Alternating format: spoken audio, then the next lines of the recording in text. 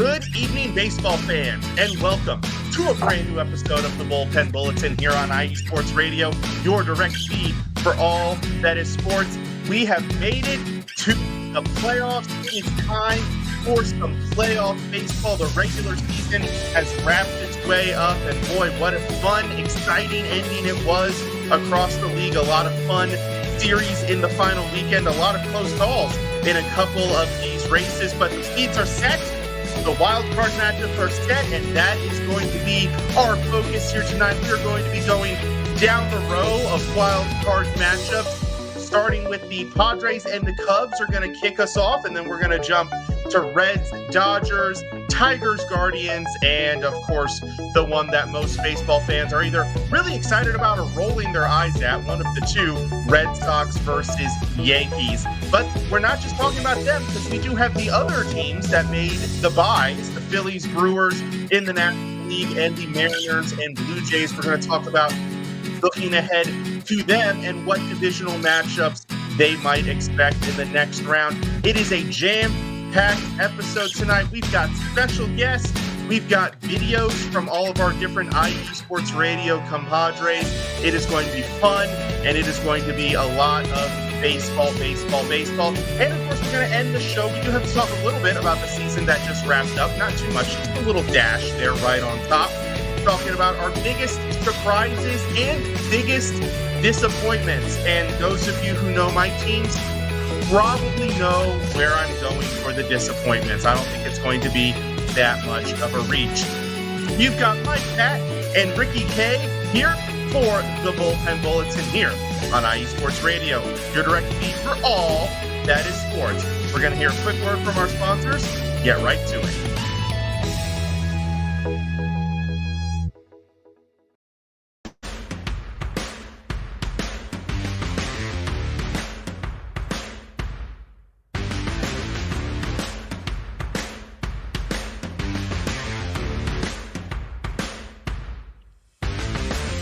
IE Sports Radio fans, this show is brought to you by Planet Jerky Premium Brisket Beef Jerky. Planet Jerky is the official jerky of the 2022 California League champion Lake Elsinore Storm, single-A affiliate of the San Diego Padres. This all-brisket jerky has gluten-free options, contains no MSG, no sodium nitrate, is low in sugar, and high in protein. Go to their website at planetjerky.net and follow them on Instagram at Planet Jerky. Planet Jerky, the jerky that's on a whole other planet.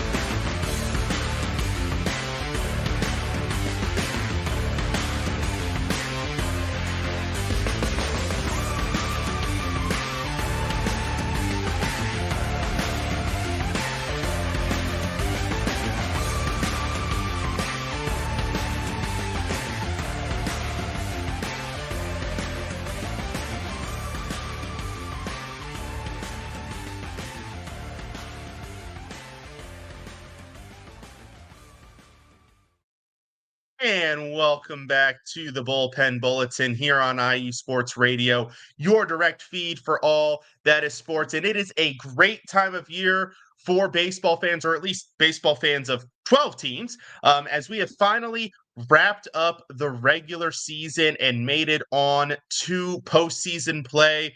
Wild card matchups start tomorrow at around, I believe it is 1 p.m. is the kickoff time for Detroit and Cleveland. We had a little conversation in our group chat about the timings of the games, but we won't bore you guys too much with that one tonight, because we have a show full of special guest appearances from our colleagues and videos from our colleagues as well. I got Ricky K with me. Say hello, Ricky. How are you doing tonight? I am doing great, Mike. Happy the wild card round is here. A crazy final 162, game 162 yesterday. Glad that all the games were at 3, and we'll, of course, get into the embarrassment that is the team, the $350 million payroll that's not in the postseason, that can't win in the National League. But, I mean, in the end, the right teams are in. I don't think there's a true favorite this year, which I think is going to make this round even special. And I think we're going to finally get some game threes in these wild cards. It's only happened once since the format occurred. That was Padres Mets, and I could see a couple of these series go in the distance.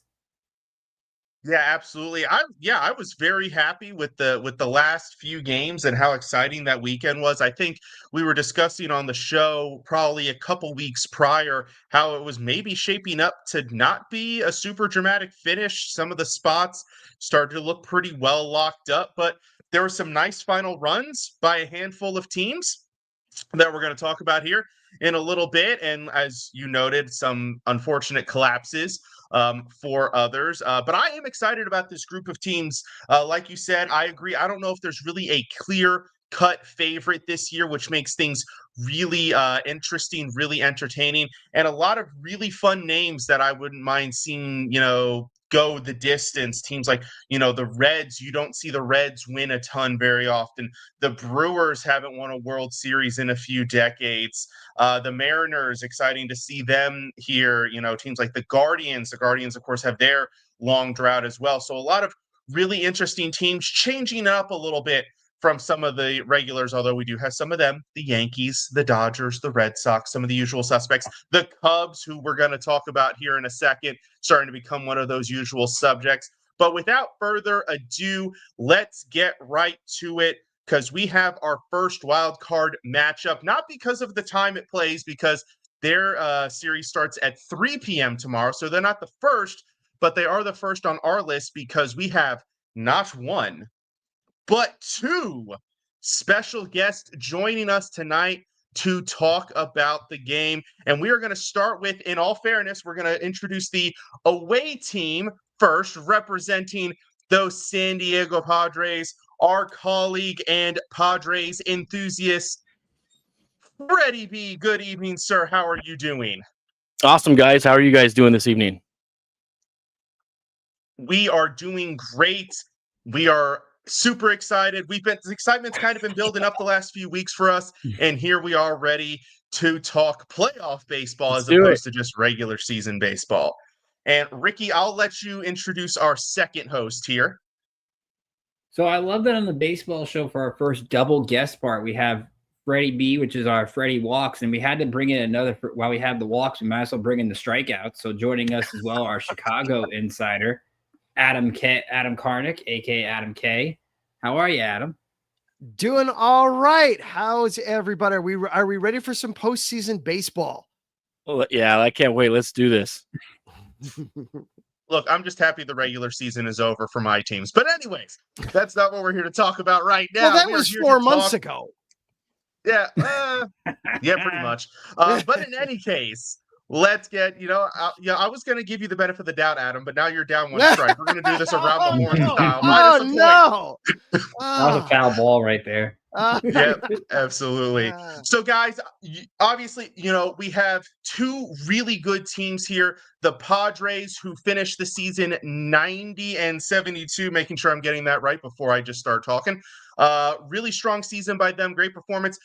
Went back and forth with the Dodgers for a while. Ultimately couldn't quite overcome them, but still really strong performance for them. And then the Cubs going 92-70. Again, really good season. I believe, two of the top 3 records for a wild card team. So two of the better teams that we have here in this round. So really quick, simple. We're not going to go too deep. We're not going to make it like the primetime face-offs that 3 and Out does, where they can last half an hour, 45 minutes. We're going to keep it a little bit more concise than that.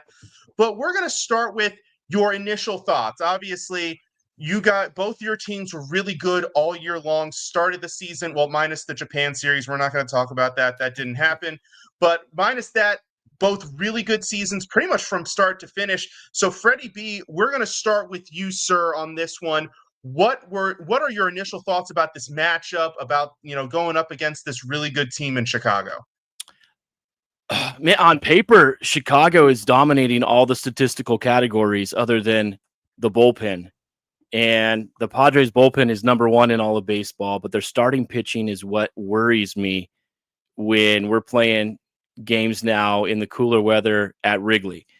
Coming in, this season has been so wishy-washy. It's the team that has ADHD. They're hot at some times, and then they could be terrible at other times. And with the offense that they've had, they've shown some sparks here and there that they can really ignite. They've gone on some good winning streaks, and then their bats can go silent and they can score, no runs for 2 or 3 games at a time. The offense at the end of the season, I began starting clicking. Tatis finally starting to find his power stroke again. We're seeing Machado find some power as well. So I like where they're going offensively. It's the starting pitching that just has me so worried. And I mean, our number one starter going tomorrow, Nick Pivetta, got shelled in his outing against the Cubs earlier this year in his shortest stint of the season in terms of innings pitched. So yeah, if we can get the bats rolling, I think it's great. Got to 90 wins again. Mike Schultz never finished with a team under 90 wins, so they did get to that 90 win plateau, which was nice. So let's see what we can keep it going. Absolutely. Yeah, I noticed that about the Padres starting pitching. Recognizable names: Dylan Cease, Yu Darvish, Nick Pivetta. Guys, you're like, oh man, that's really great. But maybe the performance didn't quite live up to the names at times this year. A little bit of inconsistency, like you said there. I also, by the way, we like to refer to the Padres as the San Diego Orioles a little bit, because there are not one, not two, not three, but 4 former Orioles that are regulars or semi-regulars in that lineup. So a little bit of a soft spot in my heart there for the Padres. Adam, you and I, we talked baseball at various times over the course of the season.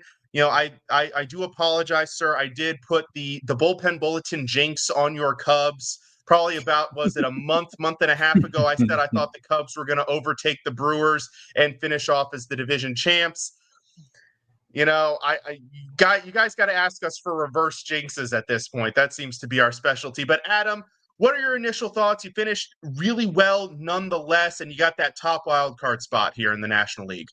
Yeah, it was a very, very interesting August. Right after you made those comments about the Cubs, they really went into a tailspin there for a while, and the Brewers, between the Brewers just not losing for 2.5 months seemingly, and the Cubs went into a tailspin, suddenly you wound up with the Brewers as the top and the Cubs are the top wild card. But it's after back-to-back seasons of 83 wins. It's nice to get above the 90 win threshold. This is why they spent all the money to get Craig Counsell, was for this month, this time of year, as the calendar is about to flip into October. It was all the postseason edge. So hopefully this is where we're going to see those investments pay off with Craig Counsell. This is an interesting team with the Cubs. Got off to such a strong start early, and then the season's a marathon, and you hit to August, and it really got kind of frustrating there for the Cubs, where it was, come on, there was no momentum. They got a little bit right at the end of the season. So it'll be interesting to see just which Cubs team we get in this series. Are we going to see the team that was so dominant early, the April through July, or are we going to see the Cubs team from the last 6-8 weeks or so that was very hit or miss inconsistent? Yeah, absolutely. And I mean, you look at it on paper, I mean, both these teams, I mean, just star-studded lineups. And for the Cubs, I mean, the acquisition of Kyle Tucker in the offseason, huge. Really like their pitching. It's a shame that Cade Horton had to have that injury right before the playoffs. Just unfortunate timing, but still some really great options there as well. Ricky, take it away. X Factors. So I'm intrigued by this series for a number of reasons. You have these two teams, as you, Adam and Freddie, you both know, haven't played since the second, third week of the season, which is crazy to think about. They've also scored the same amount of runs. So in the 6 games, they've actually tied 25-25 in runs scored. So it's good. There's a lot of unpredictability here, which I think makes this a lot of fun. So since Freddie started the first round, I'll go Adam here. What's your X factor for this series? Yeah, and not only did they both scored 25 runs against each other, they split all 6 games, the home team winning 4 of the 6. So this was about as even of a regular season series as you could hope for. For me, my biggest X factor, it's an obvious name for the Cubs, but it's Kyle Tucker. Kyle Tucker missed the last realistically 4 weeks of the season with an injury. He wound up having to go down to Tampa Bay, getting some extra attention. He played in the final series against the Cardinals, but purely strictly as a designated hitter. He has not played in right field in nearly a month for the Cubs. Will he be able to play the field? Will he only be 80% of himself? Will he be 100% of himself? Will he be purely a DH? And we have to see Seiya Suzuki out there in right field, which is obviously more dangerous to have Suzuki out there and right. I'd much rather have Suzuki as the designated hitter, but that to me is the biggest X factor, because as Kyle Tucker goes, that seems to help the rest of the Cubs offense. If Tucker is quiet, then the other 8 bats in the lineup are going to have to work extra hard to keep the line moving and keep things going. And you think about it, before we get to Freddie, Kyle Tucker really is one of the only Cubs with postseason experience on this roster. Meanwhile, you have a Padres team that everybody's had playoff experience, except Freddie Fermin, from what I read today. So Tucker is going to have to be that veteran that they acquired for that specific reason. Freddie, I'll let you take it away. Ricky, you just hit my number one X factor, and that's the veteran playoff experience that this team brings.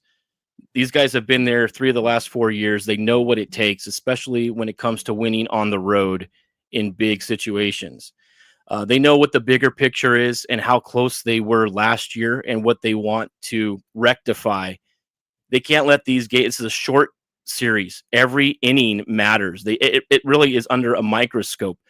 The other X factor is, like you said, ex-Orioles. Ryan O'Hearn, Gavin Sheets and Ramon Laureano have all contributed immensely since they have been acquired by San Diego. Sheets all season long, a great acquisition. He's been there off the bench.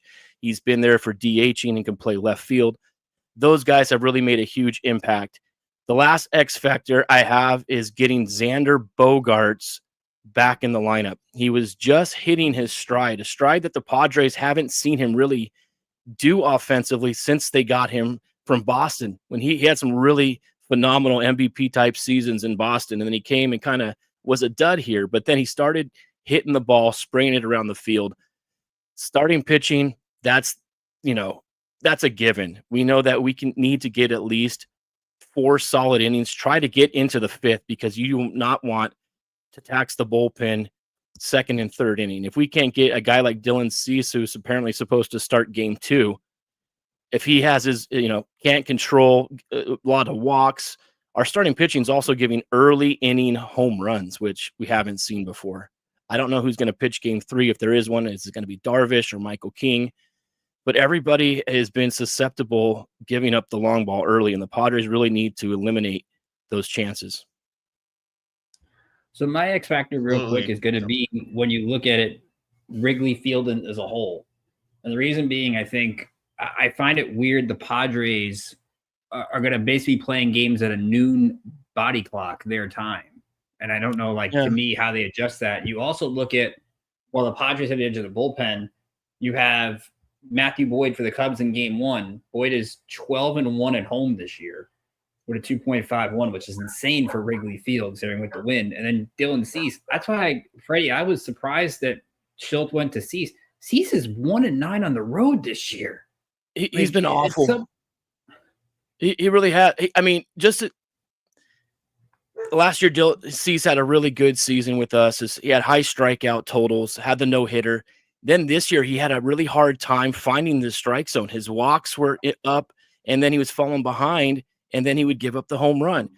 I thought Randy Vasquez may have been a better solution instead of Cease, but I think I know what Cease is capable of. If he can pitch the kind of game that Mike Schilt thinks he's going to pitch, then the Padres are going to be okay. But if he has any problems whatsoever, it's going to be an early hook. Absolutely. By the way, Brian Francione in the chat room will be joining us a little bit later to talk some Red Sox, but he knows that Bogarts guy. I bet he does. I bet he does. Yeah, no, yeah, and you're according to ESPN, by the way, Freddie. Yeah, they do have Yu Darvish for Game 3. Interestingly enough, they have the Cubs currently listed as undecided for Game 2 and Game 3. I'm assuming that's partly a factor of the Horton injury. I can't imagine how it wouldn't be Shota Imanaga for Game 2. Be surprised if it wasn't, given that Talion and Colin Rea both just pitched at the end of last week. But that'll be an interesting matchup in Game 2 as well, Cease versus Imanaga. All right, guys, we have come down to the predictions. Now, for the NFL fans on our network, we have a golden rule. You have to pick your team. We're not going to hold you to that rule here if you want to pick the other team, although I'd be very surprised if you did have that prediction. Like you guys said, short series, only 3 games, not really a ton of wiggle room. Also, kind of limited in your predictions on how many options you have. So Freddie, do you think this series goes 3, and do you think your team pulls it out at the end? It's basically the questions here. I think there's a very good likelihood that this series goes 3 games, and that's solely on the pitching. I think it's going to be whoever can score the most runs, really, is what it's going to boil down to. And the Padres, veteran leadership, they've been here before. They know what it takes. I think that's going to be the determining factor with them advancing, and I do see the Padres winning in 3. Let's go. All right, Adam. I think I know what you're going to say, but go ahead. What was your prediction for this one? I mean, you were talking about the pitching for the Cubs. They didn't even announce that Matthew Boyd was throwing tomorrow until this afternoon. Mm-hmm. They have been keeping it incredibly close to the chest. Matthew, I'm with you though, Mike. I think it's got to be Shota in Game 2, and then Colin Rea would be the natural person to put in there for Game 3 should it come to that. I think it behooves the Cubs to have this be a quick series, have it be Cubs in 2. I think if you get into that 3rd game, then you could have trouble there. I think that benefits the Padres a little bit more if it goes to 3 as opposed to 2. Wrigley, it's supposed to be really warm this week. Still summer, which means the wind will be blowing out towards the lake, which means the ball can absolutely fly. Normally Wrigley is it's one of those stadiums where the weather just completely changes it. In the fall, a lot of times that the weather can turn and that can make it be a big stadium. This is still going to be summer at Wrigley, so that ball can fly. The Cubs do need to get onto the Padres pitching early, as Freddie was pointing out. Michael Busch has been on a tear lately from the leadoff spot. He's been bombarding guys with leadoff homers. That benefits the Cubs. I like the Cubs in 2. One last X factor too on this. This is the first time the Cubs have made the postseason since 2020.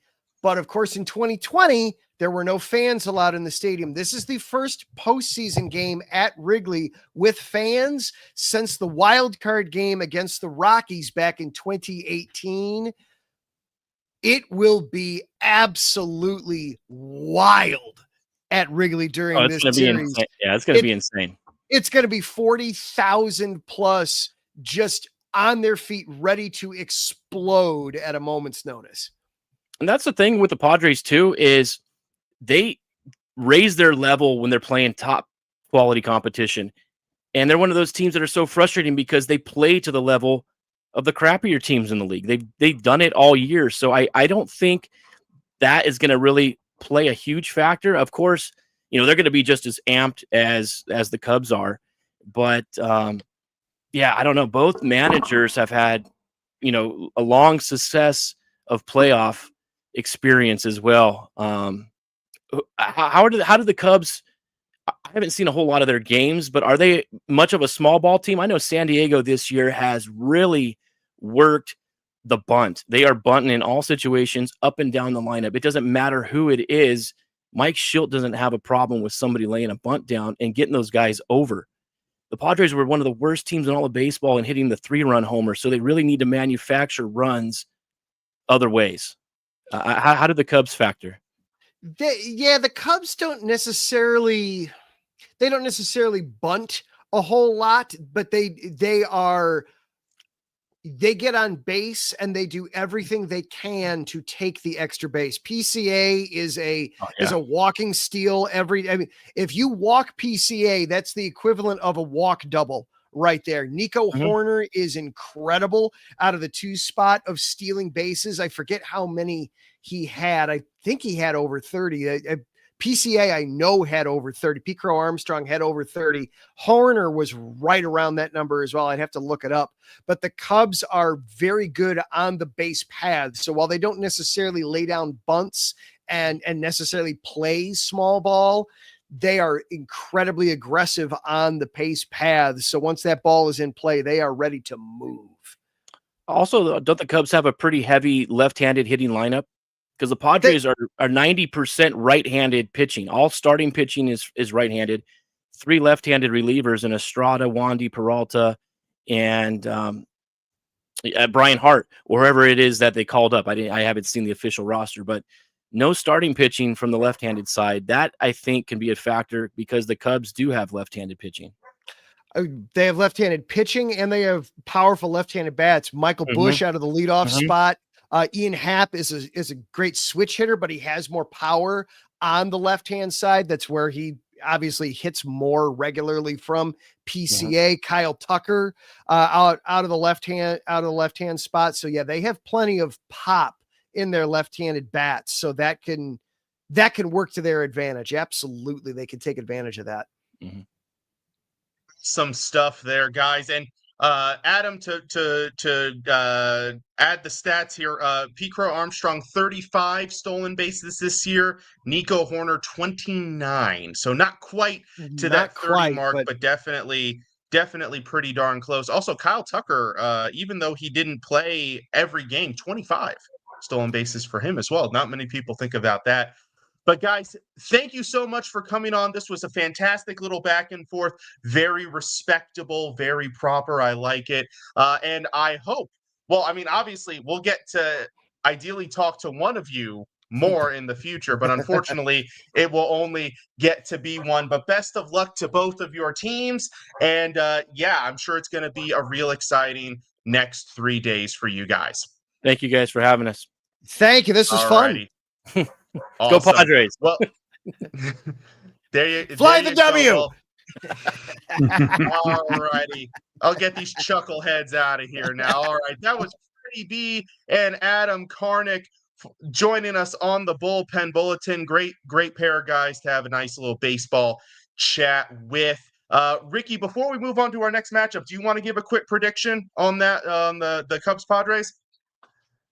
So I think I was thinking about this one all the last couple of days, trying to figure out who I actually like in the series. They can go either way.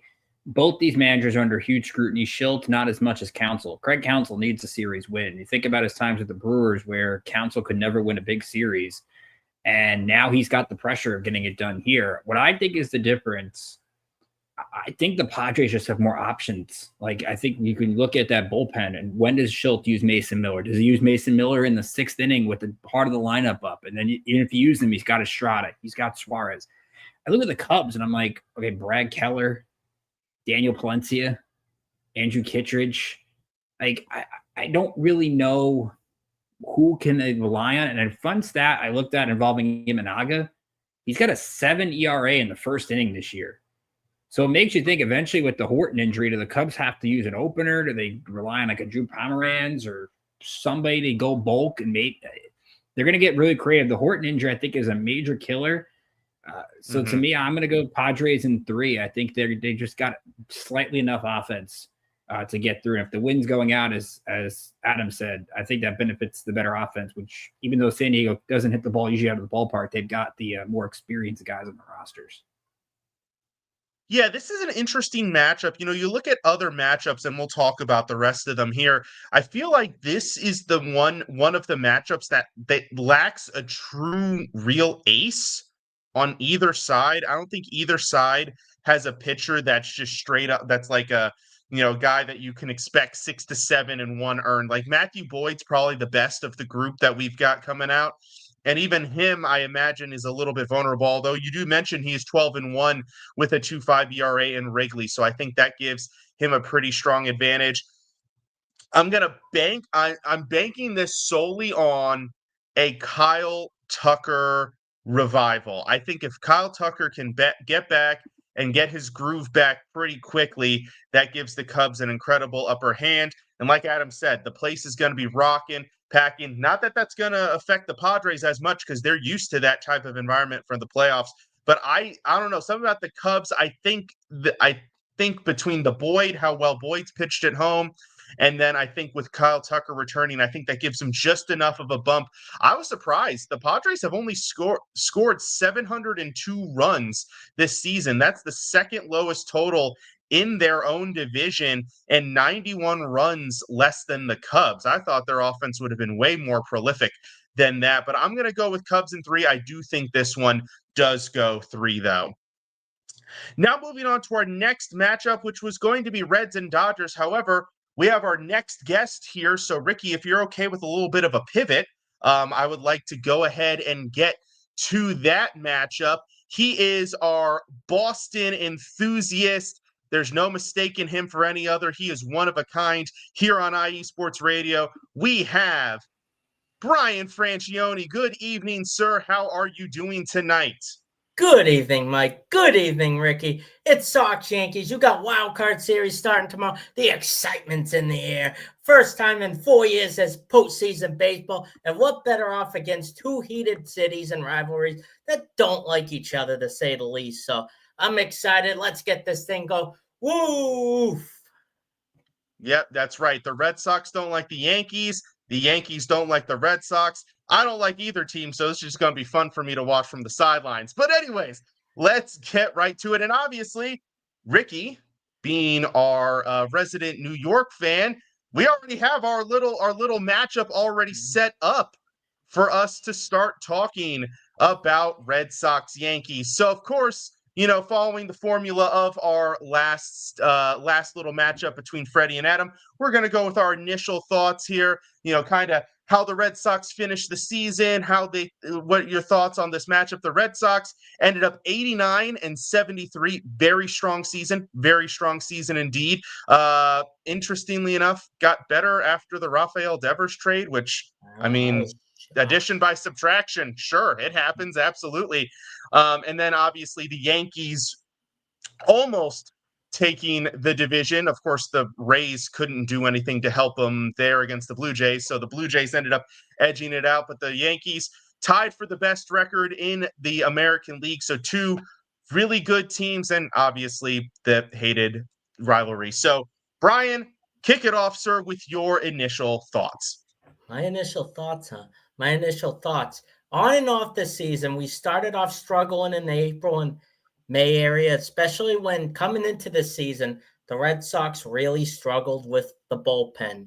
And it got a little better as time went on. And I can't believe we had a 9-4 record against the Yankees. I really can't, but that goes out the window because as of tomorrow, it doesn't matter. I'm confident, but this is a team that has so much postseason experience the past 5 or so.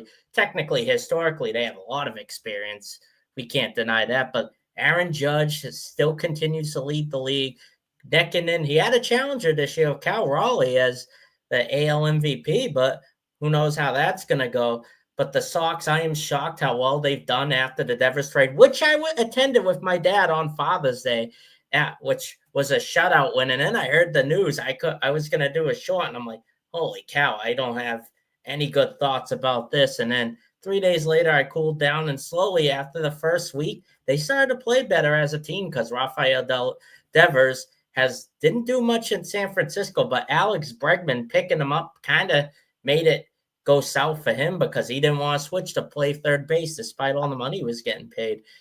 And tomorrow's game will prove if John Henry, this is why he opened up his wallet and traded for Crochet right after the Yankees signed Fried in a battle of left-handed pitchers.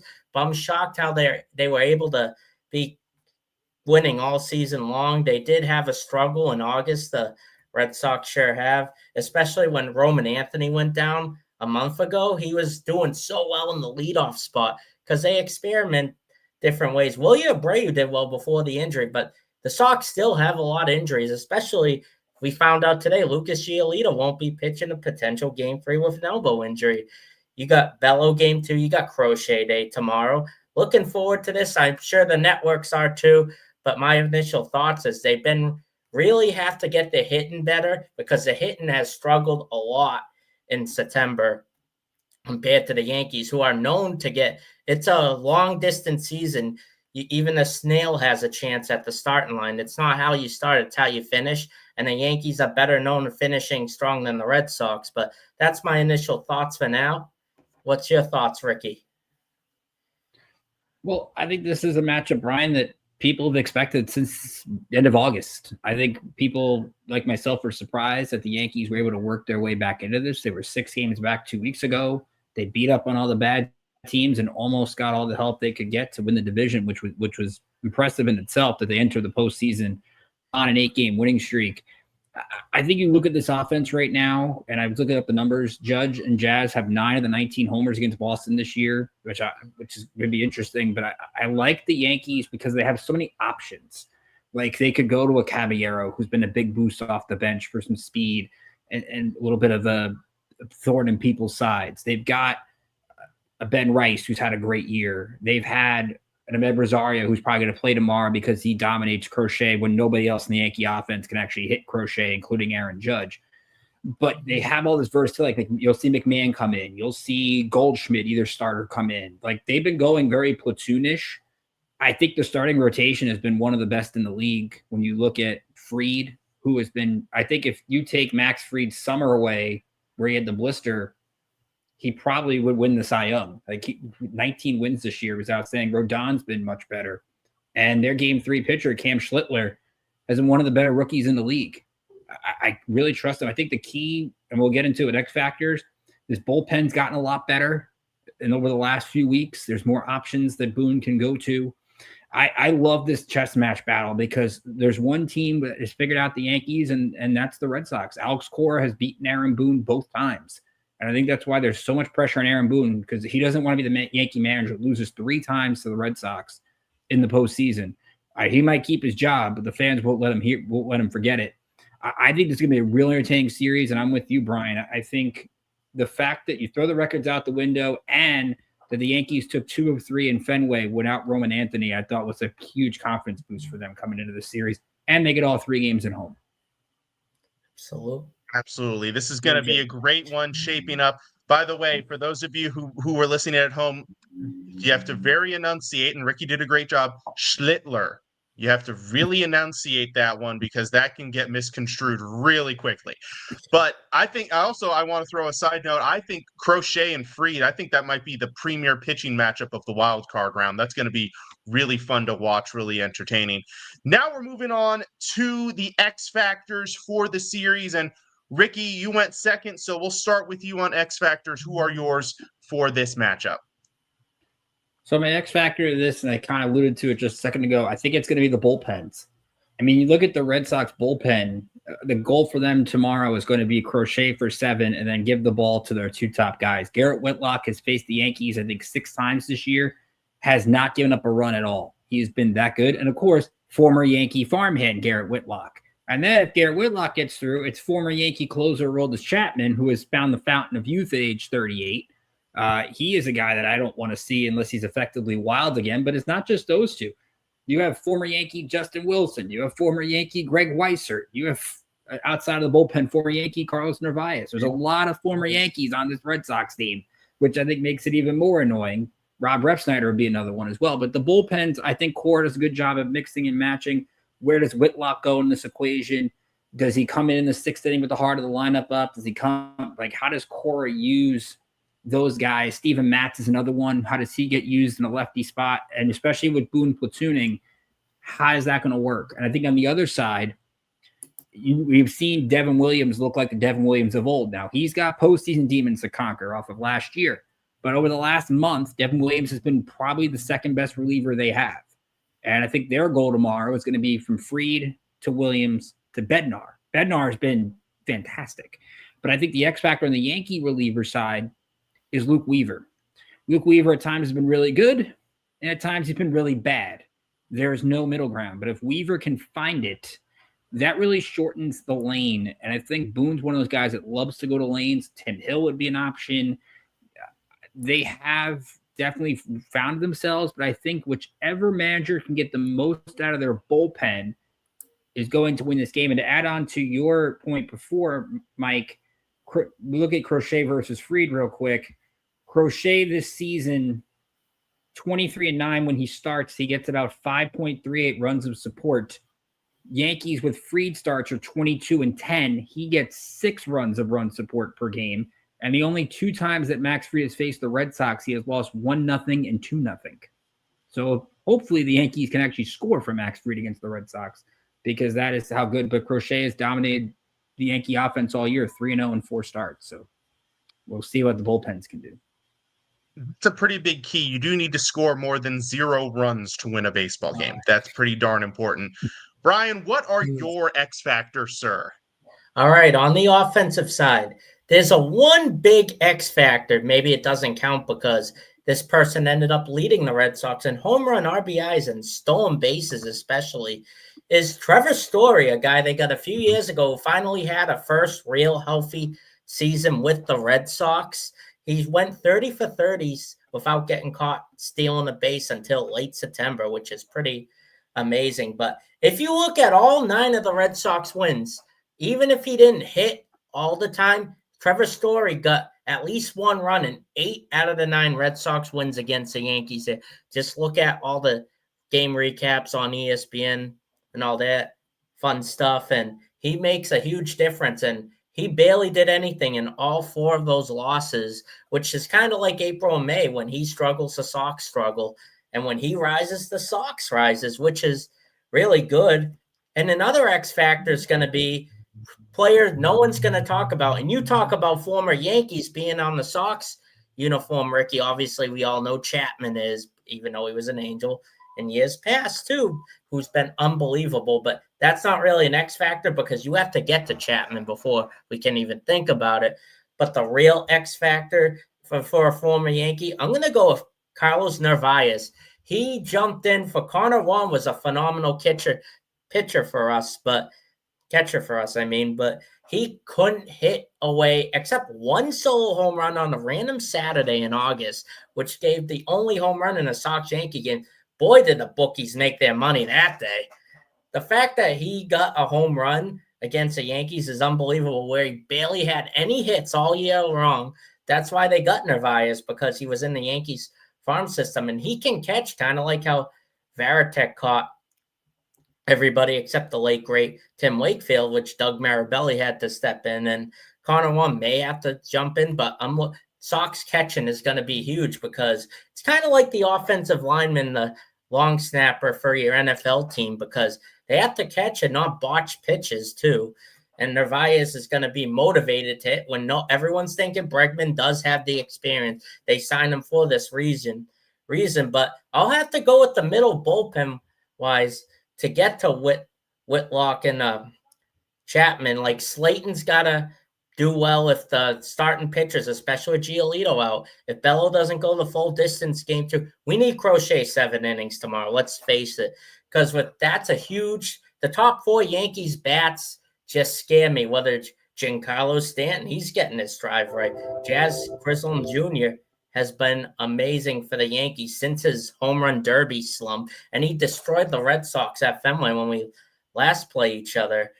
And that's a huge X factor as well, as the bullpen has to not be intimidating by all these Yankees, Volpe too, and Paul Goldschmidt, who they got in free agency as well. That's going to be real tough for the non-starters of the Red Sox to contain all these bats, because the Yankees in every game, if they hit a lot of home runs, they beat their opponents 9 out of 10. If we can just limit it to base hits and the bullpen can do their jobs, if the starters in game 2 or 3, especially if like Connolly, Airy, Peyton Tooley, if they have to start game 3, if it's 1-1, which I think it's going to be, I'll get to predictions later.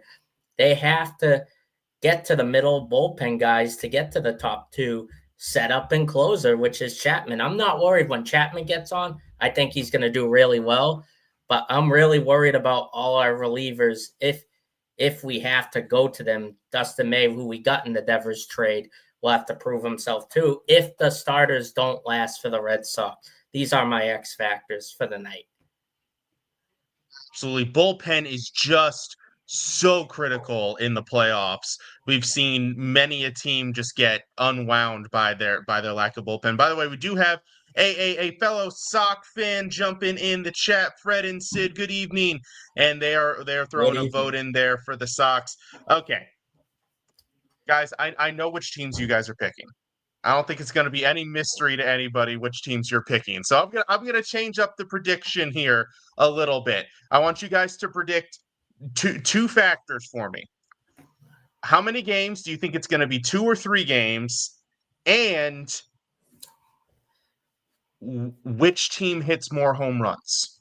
So give me your predictions on those two factors, because Brian, you talked a lot about the home runs and the Yankees, and that's such a key thing. The Red Sox, they've got their fair share of home run hitters too, and in Yankee Stadium, we know that's more of a hitter's ballpark.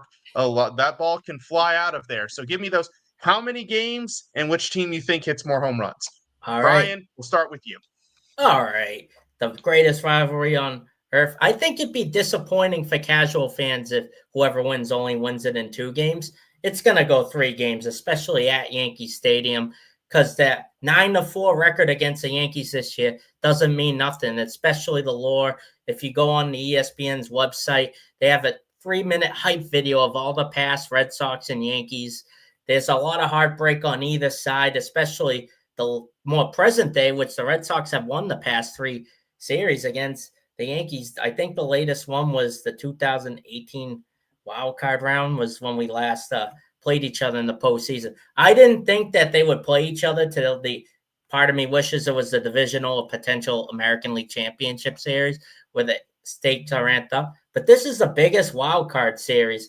There's a lot of good ones such as Padres and Cubs, and we expect the Reds and Dodgers to be a lopsided series. And Tigers Guardians, especially since the Guardians almost had a comeback and the Tigers almost had the collapse of the century, but they did get a winner against the Red Sox. But I think it's going to go 3 games. I think we're going to win game 1 because Crochet's starting. If he can go 7, I think we'll definitely win this game. But I think game 2 is going to be more of the hitting to come to light, especially with Brian Bello facing off against Rodon, I believe, because I think the Yankees will have an advantage game 2. The reason why I'm super confident in the Sox, it's too obvious with Crochet starting, but I think the Yankees are going to hit more home runs in game 2. I think seeding Rafaela, who's been a great cleanup spot, if he can be the same guy that was wicked hot going into the All-Star break, anything's possible. He had a clutch triple the other night to clinch the Red Sox a spot against the Tigers, which was on Apple TV, which is disappointing because not everyone got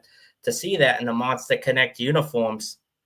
And he talked in plenty post-game interviews and all the games I watched this year. He cannot wait to play in Fenway, in Yawkey Way, against a playoff crowd for Boston. He cannot wait to have that behind. That might be a huge motivational factor for the Red Sox this weekend, especially all these young guys are hungry. There's more pressure on the Yankees because there's a lot, because they've been making it for at least 5 years in a row, all the way to the World Series.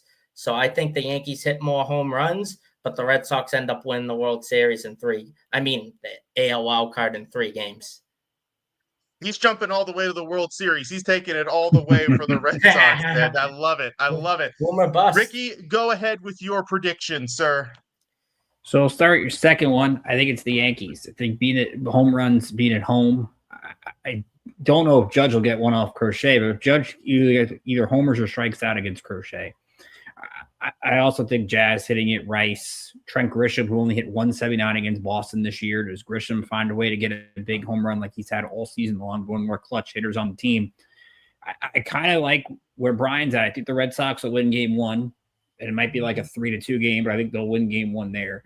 I like the Yankees in game 2. I know Rodon has been bad against the Red Sox, but Rodon's been the better pitcher of late. 2.43 ERA in his last 6 starts. Bayo hasn't even gone to the 6th inning, once in his last 5. I know Bayo's been good against the Yankees, but I don't see the Red Sox sweeping here. So we'll go to game 3. And as Brian mentioned, that's a big injury with Giolito, because now you're potentially throwing either Connolly early or Kyle Harrison into that Bronx crowd in a do-or-die game 3. And we talked about with Schlittler, he has been probably one of the better pitchers. He's had 7, 8, 9 starts. Early just came up a few weeks ago, and who knows what the heck's going on with Harrison. So to me, I think just because the Yankees have the more depth on this roster, Boston does as well. I think Cora and Boone have built great depth. It's going to come into play where I think all 26 guys in the roster are going to have to make the right plays to win. It could come down to a pinch run, and the Yankees have been bad defensively. If the Yankees don't beat themselves, and that's the problem when they play the Red Sox and Blue Jays, they beat themselves constantly with stupid errors, stupid base running mistakes. If they can at least do something different and get but one more home run, I think it'll be close. I think the Yankees will find a way in 3. I'm not confident in it, but I think they will find a way to win it and advance to Toronto. Some stuff, guys. Great matchup there. Great discussion. Brian, best of luck to your. Well, no, wait, I can't say that. I'm an Orioles fan. I don't want either of your teams to make it very far. You guys can split the series for all I care. No, I'm just kidding. Best of luck to your Sox, though, sir. And if they move on, we might have to talk about bringing you back. We might need to leave Ricky out for that segment when we bring you back, but that's all right. We'll figure it out. But you have a great evening, sir. Thank you for jumping on, man, and best of luck to your Sox. Thank you. Before I go, thank you guys for having me. Best of luck, Ricky. I think it is going to go 3 and have fun the rest of the night. And if the Sox do lose, I'll probably send some angry video for the next show. So see you later, guys. Hey, but your Patriots off to not too terrible of a start, right? I think 2-2 feels so great. I never thought. Yeah, there you go. So at least if the Sox get knocked out, you can jump right into football season. So you got that going for you. Well, good evening, sir, and thanks again for jumping on with us. Thank you, and enjoy the rest of the show. Thank you. So that was Brian Francione, our Boston enthusiast here, and we are going to jump right into the next wild card matchup because we still have two to go. Wait. We didn't get who are you picking? You didn't make a pick. Oh, who am I? I hope everybody sprains their ankle and they can't finish the series. No, I'm just kidding. I'm going to go Yankees and, honestly, okay, good. Brian's gone. I'm going to go Yankees in 2. I think the Yankees can take both. I think it's in Yankee Stadium. I think they're the hotter team. And I think Fried and Rodon are going to be able to outduel Crochet and Bell. I think they're going to be 2 really good games. But I actually have Yankees in 2 on this one, surprisingly enough. Yeah. So there is that one. Also, before we jump on, we do have a video by our other Yankees guy here. So we're going to listen to that one really quick, and then we'll get to the next wildcard matchup. What's up, Joey Jets, your New York Yankees insider for IE Sports Radio, your direct feed for all that is sports. Apologies for the Jets shirt. I am parked waiting for the Jets and Dolphins game, but we're going to cover some Yankees baseball beforehand. The Yankees are set up with a 3-game wildcard series with the Boston Red Sox that start tomorrow night at Yankee Stadium. After the Yankees finished the season 94-68, tied for the AL East lead with the Toronto Blue Jays, but the Blue Jays had the head-to-head tiebreaker over us, so they get the nod for the division. The Yankees slot in as the 4 seed, hosting the number 5 Boston Red Sox. I really do like our chances here. The Yankees come in hot to end the season. We have the American League batting champion and rightful American League MVP and Aaron Judge hot at the right time as well. Giancarlo Stanton heated up. The Yankees just look good on all cylinders right now, and this is the perfect time of the year for this to happen. Max Fried gets the ball in game 1. Carlos Rodon gets the ball in game 2 Wednesday. And if we need a game 3, Cam Schlittler's on the mound on Thursday. So I have high hopes. The Red Sox did have our number pretty much all season long. We did finally take our first series against them in Fenway. The last time we faced them about a couple weeks ago. So this is not going to be an easy one. The Red Sox know us. We know them. Like I said, they dominated us pretty much all season long. So I'm going to say Yankees in 3. I think this one goes the distance. It's not going to be an easy series. I don't want to sit here and say, oh, the Yankees win game 1 or the Red Sox win game 2, whatever. But Yankees in 3.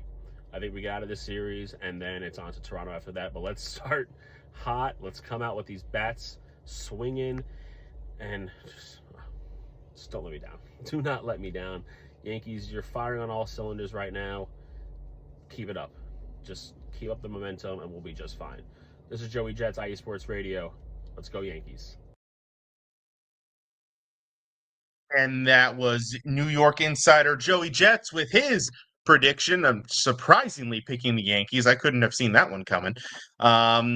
So let's move right along to our next wild card matchup. We're going to go with let's just go with the simplest one here. I think. I don't know if there's really much to debate or discuss here. We've got the Cincinnati Reds matching up against the Dodgers. The Reds finished 83-79, snuck into that 6th seed in the National League. And we've got the Dodgers 93-69 winners of the National League West. A little bit hot and cold for them this season, but still a strong result nonetheless. Ricky, what are your thoughts on this matchup right here? Well, first off, props to Terry Francona. First year as Reds manager, and he gets his team into the playoffs. Regardless of how you get into the playoffs, they still found a way to get in. They beat the Brewers 2 out of 3 and deserved it, went 14-10 in September. Dodgers kind of been a disappointing regular season considering they're not one of the teams with the bye. But I think overall the Dodgers don't really have a lot of flaws in this series. I think the bullpen is really the big thing. Now, the fun part about this is the Dodgers went 5-1 against the Reds this year, but both superstars were held in check. The Reds hit just 188. Ellie De La Cruz was 5 for 24 with 10 strikeouts. On the Dodgers side, Shohei Ohtani against the Reds, Mike, 3 for 25 with 3 RBI and a double. So the Reds somehow found a way to stop Ohtani, which I think is a big key. It looks like it's going to be Hunter Green against Blake Snell in game 1. Green has been dominant and going back to LA where he's from. Blake Snell has been excellent at Dodger Stadium, so that should be a fun matchup tomorrow. Don't know who's game 2 yet for the Reds. Is it Andrew Abbott? Is it Nick Lodolo? I don't think that's been announced yet, although I'm sure maybe we'll get some more as the night goes on because it's obviously only 7 o'clock out there. Maybe they got a workout or whatever that they can determine that. But it'll be, surprisingly, it will be Yamamoto. Yamamoto's been great for the Dodgers down the stretch. He's got a .67 ERA over his last 4 starts, a .81 batting average against. He pitched like the guy he was supposed to be. What I'm curious about, and they give the Reds a hope because of Green, is the Dodgers bullpen. No Clayton Kershaw on the roster, and there's a lot of guys that have been kind of leaking oil over the last few weeks, how they can maybe get that situated. And I kind of want the Dodgers to have karma for basically saving Ohtani for game 3. Because I don't get why you have a guy like that and you don't want to start with him. I guess they had Snell lined up or something. But I would love to see Ohtani make an impact. Maybe the Dodgers sweep and he gets to start game 1 in Philly. But I kind of want Roberts to somewhat have to use the secret weapon in a game 3. I would love if the Reds could do that. But if we go off the regular season, it's tough to see the Reds putting up a fight. But I think they have a puncher's chance. Yeah, I would agree with that. I think a puncher's chance. And, you bring up a good point. It's always interesting to see how teams manage these potential pitching matchups and, the different, dynamics of, let's say you win game 1, but you don't really have a trustworthy third option that you like for a game 3. Do you go ahead and march out your regular guy for game 2 and try to win it, but you risk if you lose it, then you have to put an unknown for game 3? Just some of these different pitching dynamics I can see. I think would be fascinating to see if they do trot out Ohtani for a game 3 should they get there. What really sets the Dodgers apart to me is the depth of their lineup. I think, it goes so far beyond Ohtani with guys like Freddie Freeman and Mookie Betts and the Will Smith, the catcher, and the like. I think they've got a much more well-rounded lineup. The Reds, they do have Ellie De La Cruz, who had a great season, and they've got a handful of other, really strong, really competent hitters. But I think overall, the Dodgers, I liked, the pitching beyond Hunter Green, Reds, Not really sure if Lodolo or Abbott really stand up in the series. And is Green going to be able to do enough to overcome Snell and that Dodgers lineup? I think the Dodgers are the clear favorites. This is if I were a betting man, which I am not, this is probably the series that I would be most confident in picking a winner as the Dodgers. If I were to give my prediction, I'll give my prediction really quick and I'll kick it back to you, Ricky, for your prediction. I'm going to say I think the Dodgers just take both. I think they just take the top first two. They keep it nice and simple and they move on. But what do you think about what's a prediction for you?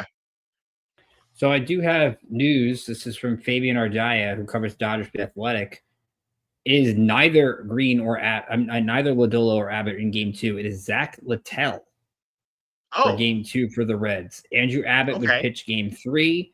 Nick Lodolo will be in the bullpen for the Reds, giving them another lefty. So Lodolo, I mean, that's an interesting thing to have Lodolo as kind of that bridge gap kind of guy. I'm also intrigued about maybe seeing some Chase Burns for the Reds out of the pen, because we know this is a guy from the College World Series that can throw heat. So mixing it up with Zach Littell in a Game 2. I'm with you, though. As much as I'd love, and Francona could probably, I love the Francona versus Roberts. Of course, Roberts played for Francona when the Red Sox won the World Series. So that's a fun managerial matchup there. I think all the pressure's on the Dodgers, but I just think there's too much firepower there. I'm going to go with the Dodgers in 2, but I hope the Reds can at least make it a challenge and make one of these games sweat a little bit. And I'd love to see Hunter Green have a coming out party in his hometown in Game 1. And I do like Hunter Green. And if there's one pitcher on this Reds roster that I think that could give the Dodgers a run for their money, it would be Green there.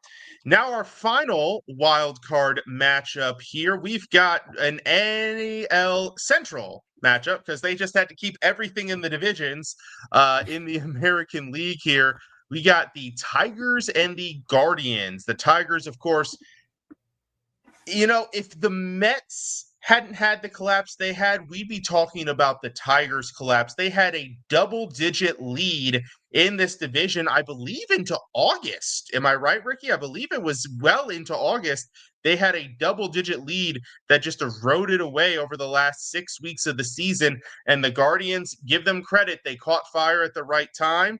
And they went on a little run, and they were able to take the division. They finished 88-74, Tigers 87-75. Cleveland winning the division, and I didn't look this up. I don't know if it's significant, but winning the division with a negative run differential. I don't know if I've ever seen that before. I know I've seen teams win the division with low run differentials, but a negative run differential, I don't know if I've ever seen that one. But Ricky, this is an intriguing series, is it not? No, I love this series. Of course, the rematch of last year's ALDS, in which the Guardians won in 5 games at home. These two teams, by the way, if it goes a distance, Mike, will play 9 times in 17 days. So these two teams are very familiar with each other. Cleveland, of course, won 5 of the last 6 to win this division, which there were 15 games back in July. One of the rare picks I got right on this show, that the Guardians would win the Central. I was not looking good in July, but I got that right. Tigers, by the way, to add to your stats, 7-17 in September. That is the worst record of any team in September that actually made the playoffs since they started the World Series in 1903. Cleveland went 19-7. So that's how you build a comeback. Now, I think what's fascinating here, the Tigers this year have struggled to hit Cleveland pitching. They're hitting just 179 against Cleveland pitching this year. But they've got the Spencer Torkelsons. They've got the Riley Greens who could both hit home runs. We saw Green play a factor in that last game that helped Detroit at least salvage that series to some extent. And I love the pitching matchup starting tomorrow. Tarek Skubal, who's been only allowed 2 earned runs against Cleveland in the last 2 times, but he's lost both those games, against Gavin Williams. Gavin Williams this year against Detroit has a 1.06 ERA. He has broken out in the second half, especially with his curveball. We don't know yet who will pitch Game 2 for Detroit. Is it Jack Flaherty? Is it Casey Mize? Detroit's going to go. Cleveland's going to go with Tanner Bybee, and it sounds like Slade Ciccone in Game 3. And we think back to that Josh Naylor trade. They got Slade Ciccone back in that deal. Stephen Vogt's done a fantastic job with this group. I think my X factors for this: Cade Smith for Cleveland. This year is the closer. He has 14 strikeouts against Detroit, but he's allowed 3 home runs. There's no Emmanuel Clase, obviously. but Smith and Gaddis are going to be huge. And I think for Detroit, it could be a guy like a Kerry Carpenter who had a couple key home runs. Maybe he gets something going against the right-handers. Overall, I think this will be fun. And what I'm interested in, because I don't know how it's going to be, how does AJ Hinch get these guys to regroup? He's the one manager I think who could do it because he's got the background, but how this Tiger team can get off the mat. They did make the playoffs, but going in where Stephen Vogt's club has riding high with confidence, I think game one is going to really tell the story of this series. Absolutely, 100%. And it's extra amazing, you bring up Emmanuel Clase. It wasn't that long ago we were talking about Cleveland as the center of a controversy, of a baseball controversy with the potentially of the throwing, the tipping the pitches, or the throwing the pitches in the gambling issue. I don't even remember all the details anymore because it was several months ago. But it's incredible that that's where they were in June. And now here they are in the playoffs. Like, absolutely incredible run. And what really worries me about Detroit is and it's interesting that you have the, potential American League Cy Young Award winner, and I'm about to sit here and say I'm worried about your pitching. But Skubal, great all year, coming off of the injured list, got hurt right before the playoffs. Is he fully 100% healthy? Tough to say. I mean, I know he made his last couple starts, but was it rushed out of necessity because they're like, holy cow, this is our only pitcher, our only great pitcher? I don't love Casey. I mean, I would love Casey Mize and Jack Flaherty if they were options 3 and 4. As options 2 and 3, I don't love it. And, if Detroit somehow manages to overcome Cleveland, which foreshadow my prediction, I don't think is going to happen. Who's their fourth guy then as well becomes an interesting conversation also. But the Guardians, I mean, momentum is such a key for the baseball playoffs. If you've got momentum going in, it's such a major factor. On paper, Guardians don't have amazing numbers. But like you said, 19-7 in September, just overcame a double-digit gap in the division to win it. And they'll beat Detroit a bunch in order to get there. So for that, again, I'm just going to go ahead and get my prediction out of the way, and then I'll pass it to you. I have Guardians I'm going to say Guardians in 2 here. I think their momentum, I think Detroit is ice cold. I think it's one of the hardest things in baseball to go into the playoffs ice cold and come away with anything. I think the Reds, how many games? I guess this would be, I've only predicted one wild card matchup going 3 games, Padres Cubs, which would be consistent with recent history. So yeah, I'm going to say Guardians in 2 here. Ricky, what do you think? I'm going to agree with you. I'm going to go Cleveland too. And it's because I think their pitching is just better. And I think you got to try who is the most trustworthy player in this series. And to me, that is Jose Ramirez. Jose Ramirez, if it wasn't for Aaron Judge and Cal Raleigh, we talked a lot more about him this year. Ramirez against Detroit this season, 347 average, 439 on base, almost 600 slug, 2 homers, 10 ribbies, and OPS over 1,000. Detroit doesn't have an answer for Jose Ramirez. They probably have an answer for Stephen Kwan. And what I love what Cleveland does in the playoffs, they make contact. They make you have to get outs. And I don't know what Detroit's bullpen, really the only trustworthy option they have is probably 2. It's Vest and it's Finnegan. And Finnegan even was starting to leak oil over the last few weeks. So yep. I think Cleveland's got the more trustworthy bullpen arms. And I think that they've got the more trustworthy rotation. I mean, which is weird to say, like you said, with Skubal. But let's remember, Cleveland beat Skubal in a Game 5 last year to get to the next round. So with that being said, I'm gonna ride with Stephen Vogt, gonna ride with the Guardians to make their way up to Seattle. Absolutely. And by the way, for those of you watching at home, based on our history, congratulations, Detroit and Cincinnati, you just moved on to the divisional series. That will do it for the first part of our show. A lot of great talk there, but we are not done yet because we have the teams that aren't playing this week. We got to talk a little bit about them. Do not go away. You're listening to the Bullpen Bulletin here on IE Sports Radio, your direct feed for all that is sports. Rise and shine. It's 4 a.m. The stars are still out. The sun is beneath the horizon, but it's time to punch in and go to work. The comfort of your warm-ups turns into the grinding out of your reps as the clinking and the clanking of the plates create a symphony of euphoria. There's no other feeling like it. Earn it, burn it, and take what's yours. IE Sports Radio has proudly partnered with Vital Apparel, a brand that not only fits great, but also promotes and donates to mental health research. Use our code IESR to get 15% off their comfortable and inspiring gym wear and help them on their amazing journey to support mental health. Go hard, take part in your iron therapy, and be strong. Because when your mental health is as strong as you are, there's no telling how far you'll go.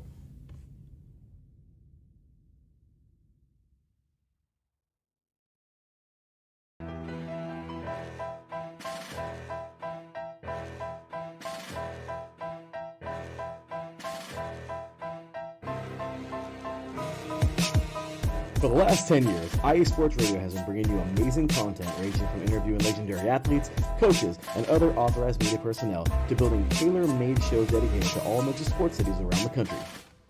Make sure to follow us at IE Sports Radio on X, Instagram, Facebook, TikTok, and YouTube to keep up with the latest in sports and with all of our shows.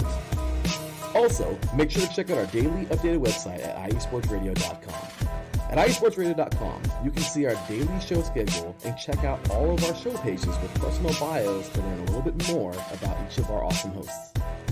In addition to our show pages, you can catch the iSports Radio blog, Hall of Fame, Fans of the Month page, and our merchandise shop, including t-shirts, tank tops, caps, long sleeves, hoodies, and more.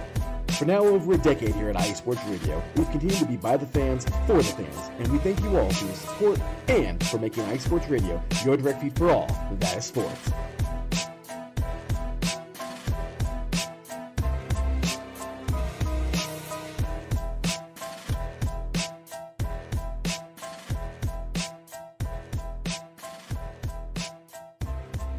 And welcome back to the Bullpen Bulletin here on IE Sports Radio, your direct feed for all that is sports.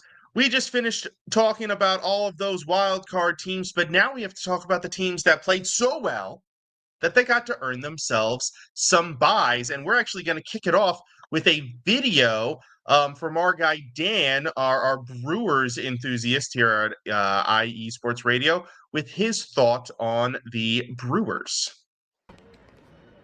Hey, Dan Vahalik, Brewers Insider here at IE Sports Radio, your direct feed for all that is sports. The Brewers can win this World Series.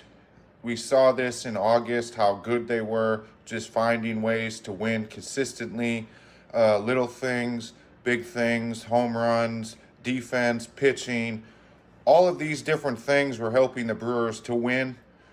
They got it to a record 15 plus wins in a row. Pitching was just dominant from start to finish. Starters, bullpen. And that's the key for the Brewers. Woodruff probably won't be back for the division series. However, championship series, after the division series, he should be back. Obviously, the Brewers do have a bye, so which is unusual for Brewers fans. Quintana should be back before the division series or the division series. McGill's coming back probably Sunday before the division series. Mizorowski's coming back. I mean, you're getting these guys coming back healthy for the pitching, and the pitching has been what's been dominant all season long. I believe the Brewers were second in team ERA in the MLB, and that's going to be the key for the Brewers is limiting runs, being able to do the little things, score runs, just keep the games close, and keep scoring because they're going to face dominant pitching in the postseason. And if the Brewers have that dominant pitching and defense, they can make it to the World Series. And if they're going to make it, this is the year the Brewers can make it. And that was Dan, our Wisconsin insider here at IE Sports Radio. He was not particularly pleased with the tie last night in the Packers-Cowboys game. But anyways, Ricky, the Brewers, my goodness, best team by record in all of baseball, 96-66. What are your thoughts on this team? Is this the team to beat in the National League? Does that feel weird to even say? I don't think they're a team to beat in the National League. Neither does Vegas. I think Vegas, I saw, well, at least in FanDuel, Brewers were plus 800, which I think is like sixth or seventh, which is surprising. I think they deserve a little more respect than that. What I love about this Brewers team, like Dan said, they've got a bunch of different ways they can beat you. Like, they don't really rely on one thing. Christian Yelich, I think, has been a huge leader on this team. Ever since he's gotten there, they make the playoffs every year, it seems like. He has made a difference. I love Isaac Collins, Sal Frelick. Contreras has been pretty solid. I think they have a lineup that doesn't have a lot of holes. What I'm concerned about is the pitching. Freddie Peralta has been very good. I think he's underrated. But what concerns me for the Brewers is they're that new, remember, you probably know this from the Nationals. They're kind of the new Nationals in that they're always good in the regular season, and they don't seem to finally get over the hump. Is this the year? Because whenever they play, they're San Diego or the Cubs, they're going to be ones with the pressure. It's not the other way. It's not the other way around. So how does Pat Murphy's squad, which had no expectation, handle having every expectation? I think it's going to be real interesting. Getting McGill back is helping that bullpen for the playoffs.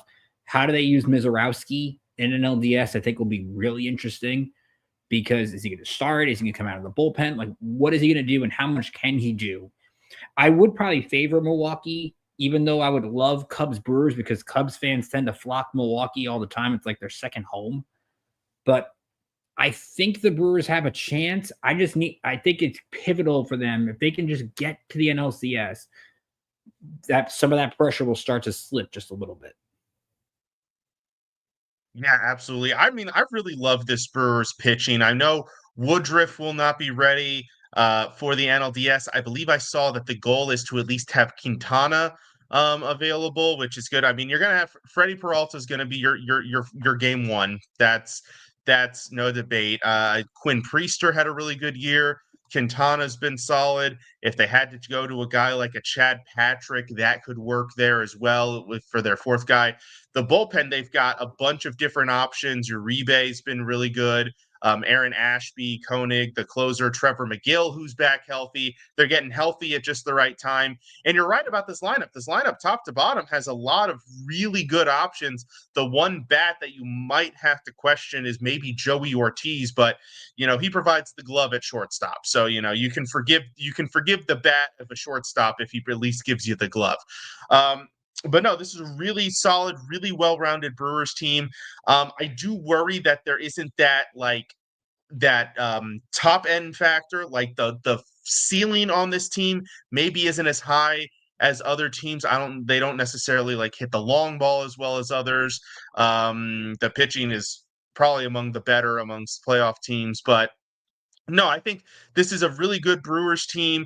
The matchup, getting the Padres or the Cubs, is going to be a very good divisional series for them, especially like you said, if it's the Cubs matching up against the Brewers, reincarnate the matchups from this past season. Do you think that there's a matchup, Padres or Cubs, that is more favorable to the Brewers? I would say it's actually the Cubs. And I know that the home field would probably help and not help. I think it's the Cubs, because I still think, even though San Diego doesn't have the rotation options, they have the bullpen options to really, in a 5-game series, especially, I believe the NL is the one that has the 1-2 off 3-4-5. So really, Schultz could get aggressive. You don't need a lot of starting pitchers in that sense. You just go to the bullpen. I think their depth there. I think offensively it's the Cubs, but from a bullpen side, San Diego can't really creative. So I would say it's close, but I think the Brewers would rather see the Cubs. Yeah, I agree to that. But yeah, I think this Brewers team, I think they've got a real shot, which is exciting because they don't win. They haven't won a World Series in my lifetime. So, it'd be nice to see a nice little change of pace there.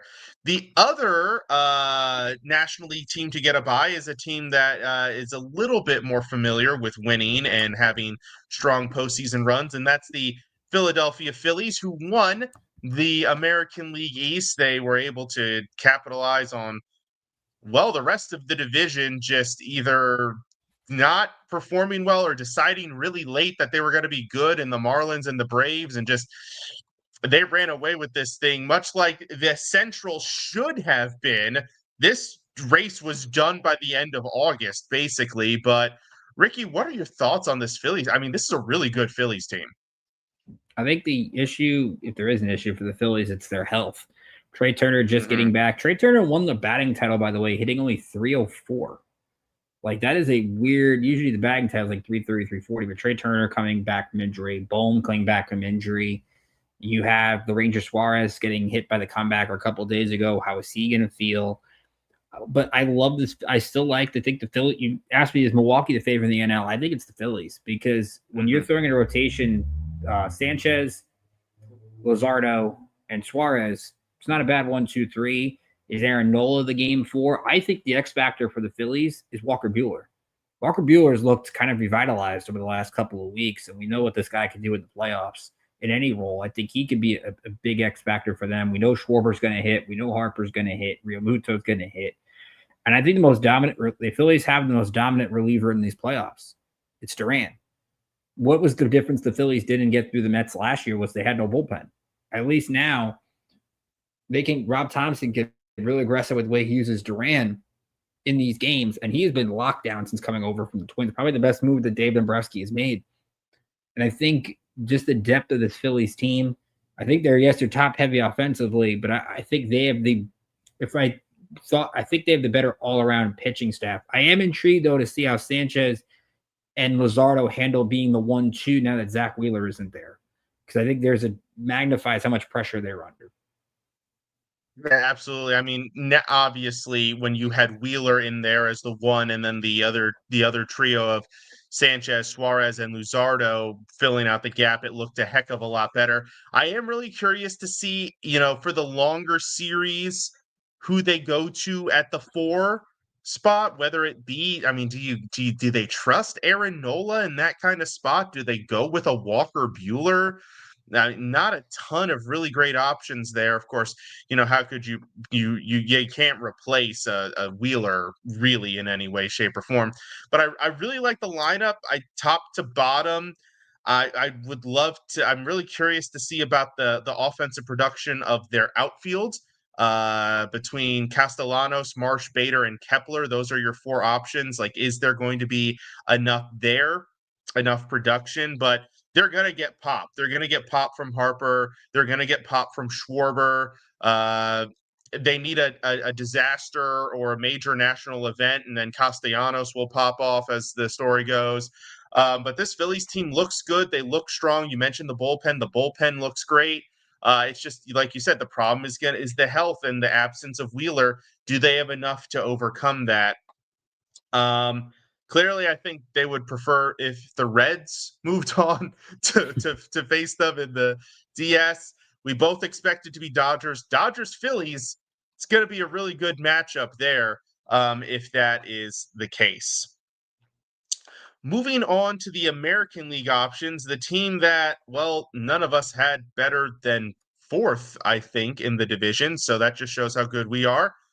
The Blue Jays, who won the American League East and got the top overall seed in the league there. What are your thoughts? Like, this Blue Jays team, I know we talked about them on and off, talked about how maybe they don't necessarily match up great against the best teams in the league, and yet they still got the number 1 seed. That's got to give them some advantage, right? Yeah, John Schneider's done a really good job with this group, and I think what's the difference is you think about this Blue Jay team who had so much continuity when Vlad signed the extension before the season, knowing that he was going to be there, I think really helped that team. And what's interesting is this Blue Jay team isn't coming in healthy. Bo Bichette, how does he get back for the DS? Chris Bassett going on the IL right before the last week of the season hurts that pitching staff. They had to use Kevin Gausman. Imagine Toronto had lost yesterday, and they don't have their ace for a best of 3. I mean, that was big that Gausman was able to get at least give him something yesterday to get him through. When you're looking at Bieber, who's been great for them, Scherzer has been awful the last couple of weeks. I don't really know what to expect from Scherzer, and Trey Savage has come up and been great. What I love about this Blue Jay team, George Springer is playing like the late 2010s Astros George Springer, which is a good sign. But Toronto's got it done with a lot of role players. Like, I love what their platoons are, whether it's Addison Barger, Nathan Lucas, We had Dalton Varsho hit a grand slam the last week of the season against Boston. Ernie Clement. They've got different guys that can beat you. I think Toronto, though, would rather see Boston. And the reason I think that is because, yes, Boston beat them 2 out of 3, but Boston with the Giolito injury does not have the starting rotation depth that the Yankees do, where they could throw a Will Warren or Luis Gil in a game 1. And, all right, Yankees just could have – I think both would be okay because Fried or Crochet could make it 1-1 going home, and all of a sudden it's a little bit different.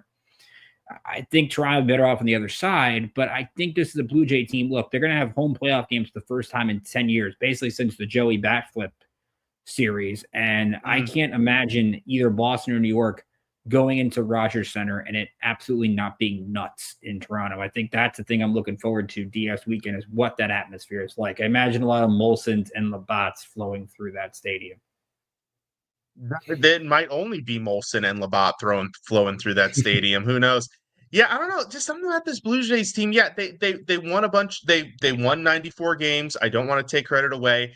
I don't love who they're relying on in their rotation. You know, Gausman has been decent on the season, but still, compared to some of the other starting pitchers that you get matched, I mean, shoot, even in a matchup against Luis Gil, which if the Yankees were to move on, I'm assuming that would be the game 1 pitcher there for New York. Warren, I mean, yeah. Or him or Warren, yeah.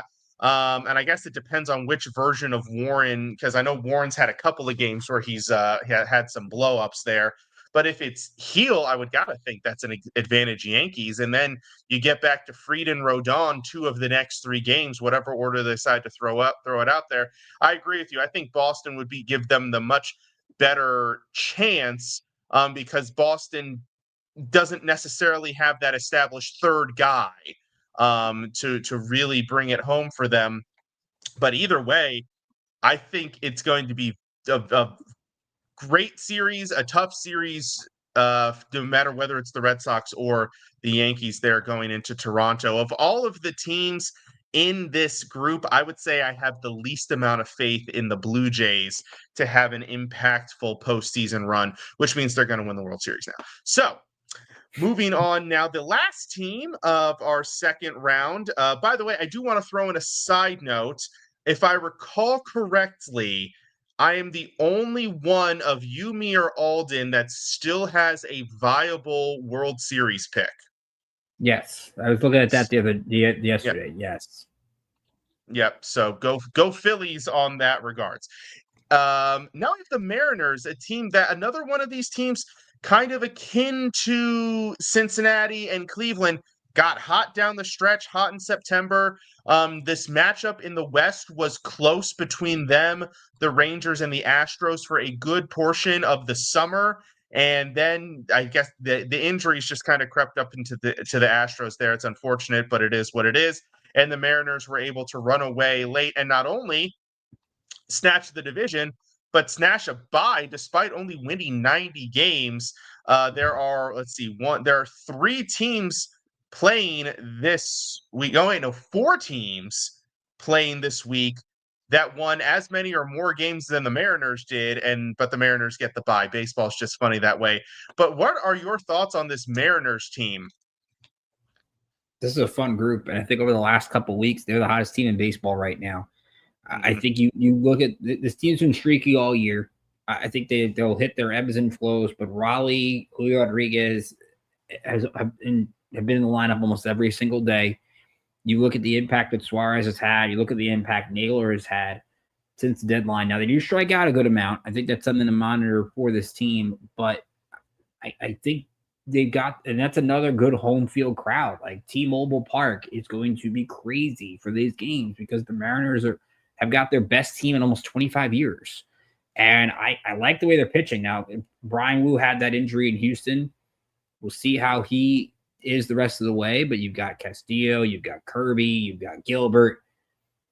I think they do have some pressure, though, for sure. I think they would rather see Detroit than Cleveland, just because I think Cleveland's got that house money, October vibe kind of going. Cleveland, Seattle would be really weird. That would be like a flashback to the late 90s. I'm imagining like Jacobs Field and Kingdom like vibes. more so than the 2025. I think the only question is how the Seattle bullpen does. I like Munoz. I don't know if I love Munoz late in games. We'll see if that's a difference. We see like a Brash, how he does. I think that's the only difference. I think Seattle's got the easier road for sure. But can this team stay hot? I think that's the question, because when this team goes cold, their bats get really cold. They can strike out a good amount. We kind of saw that, even though it didn't mean anything. We kind of saw that against the Dodgers over the weekend. Can they keep this run going? Can Raleigh keep this run going? Do teams actually pitch to Cal Raleigh? I think will be interesting as well. Or do they try to see if Julio will beat him or something like that? I like this group, Mike. I just don't know if I love this group. Yeah, I think they're going to be a popular pick out of the American League for a handful of reasons. One, they're hot. Two, I think there's a natural inclination for people to not want the Yankees and Red Sox to win it. I like their pitching. I think especially if they can get Brian Wu healthy. I know he got banged up towards the end of the season, but they get this little extra week here to hopefully get him healthy. I think that gives them probably the best 1 through 4, like in totality. I would say one of the best 1 through 4s you're going to see in the playoffs, which helps. Their bullpen, solid. It's enough for me to trust them. I don't have as many questions about their bullpen as I might have other teams. It's not the best, but I think it'll do enough. And then the offense, I got to give Julio Rodriguez his flowers, because I feel like he's been living in Cal Raleigh's shadow this year, which understandably so. But he had 30 home runs, 30 doubles, and 30 stolen bases. That is not a season to turn your nose up at, while playing amazing defense in center field as well. So I give props to Julio Rodriguez as well. The offense has a lot of pieces, a lot of options. They can sure mash. I think probably outside of the Yankees, they probably have some of the best power potential in the American League in their lineup. I don't love Suarez hit some home runs when he came over. I don't love that he only hit 189 after the trade. I would like to see that be a little bit more consistent, because a consistent Suarez in the middle of that lineup with also Naylor, who did play really well when he came over at the trade deadline. I think if Suarez's bat can get hot, that gives them a really intriguing top of the lineup with Rodriguez, Raleigh, not in order, Rodriguez, Raleigh, Arozarena, Naylor, and Suarez. That's a beefy lineup for teams to get through if all of those bats are swinging. But like you said, they get cold, they could get knocked out by any of these other 5 teams in the American League. So real boom or bust. But I mean, hey, I think they're a nice, exciting piece there, and we'll be talking about them next week for sure, because they'll still be playing when we go live next week. That wraps up our playoff preview. We're going to wrap it up here with a quick Around the Diamond, as is tradition. We always have the Around the Diamond segment. And Ricky, go ahead and kick it off. What is your Around the Diamond topic this week? So I think real quickly, a lot of managerial moves today. You have Rocco Baldelli out in Minnesota, which I think was a year too late. You have Bruce Bochy out in Texas, which happened just during this show. You have Bob Melvin out in San Francisco, and to me, that's no coincidence. I think Bruce Bochy's the next manager of the Giants. I think he returns there to kind of have his swan song, and there's a reason Buster Posey, I think, is going to target his former manager. Texas will be interesting to Skip Schumacher. I saw John Heyman, who now Skip Schumacher works in the Texas organization. Maybe he gets that job. A lot of jobs could be up at stake here. I know Don Kelly got sent in Pittsburgh. There's still the Baltimore interim spot. There's still the Colorado interim spot. Yep. There's a lot of managerial spots on the board, which is kind of surprising. That's the state of baseball these days. Mets disappointing as well. $350 million payroll. We can go on and on in a future episode, but that's a microcosm Steve Cohen's got to fix. But a fun stat for you, Mike Patt. I do like a good fun stat. Byron Buxton. It's great that he played 125 games, which I think the Twins will like for their future. Byron Buxton is just the 9th player in baseball history to not hit into a double play all season long. I was surprised there's 9. I thought it'd be a lot lower, but here are the other 8. We'll start from the 1930s. Augie Galan, Pete The Reiser, legend himself. Dick McElvey, Rob Deere, Craig Biggio, Chase Utley, Matt Carpenter, and surprisingly TJ Friedel. So a great Friedel. list of names. That is a fantastic list of names. That's a wonder, man. Not into one double play all season. That is incredible. I think the Orioles hit into a double play just now. They weren't even playing. All right, I'm gonna leave my Orioles shaming for a future episode. There will be plenty to say. But if you recall, Ricky, I think it was 4 episodes ago, we did our races to watch down the stretch of the last few weeks of the season, and I had one race that was a bit of an oddball, but did come to its conclusion yesterday.